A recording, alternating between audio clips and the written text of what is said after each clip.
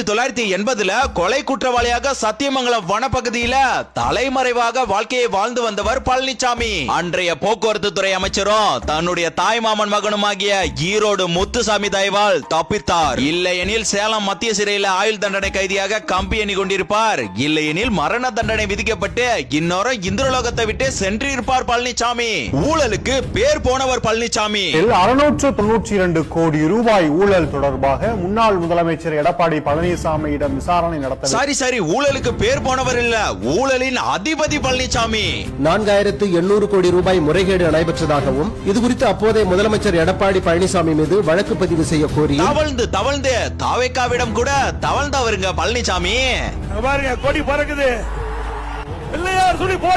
புரட்சி தலைவர் எம்ஜிஆர், புரட்சி தலைவி அம்மா இவங்க எல்லாருமே தலைமை தாங்கிய அதிமுகவை அசிங்கப்படுத்தியவருங்க பழனிசாமி. பாஜகவுடன் கூட்டணி வைக்க கூடாது என்று புரட்சி தலைவி அம்மா ஸ்ட்ராங்கா சொல்லியும் பணத்தோட பேராசையால பாஜகவிடம் மண்டியிட்டவருங்க இந்த பழனிசாமி. தூத்துக்குடியில் துப்பாக்கி சூடு நடத்தியவர் பழனிசாமி, மக்களை கொன்றவர் பழனிசாமி. அது மட்டும் இல்லாம கூட இருப்பவர்களிடமே துரோகியாக மாறியவர் பழனிசாமி. அடுத்து நீட் தேர்வை தடுக்க அல்ல, அதை பற்றி மத்திய அரசு பேச தகுதி அற்றவர் பழனிசாமி. ஏன்னா பாஜகவோட கூட்டு கலவாணிய இவர் தான். இவர் எப்படிங்க நீட்டுக்கு குரல் கொடுப்பாரு?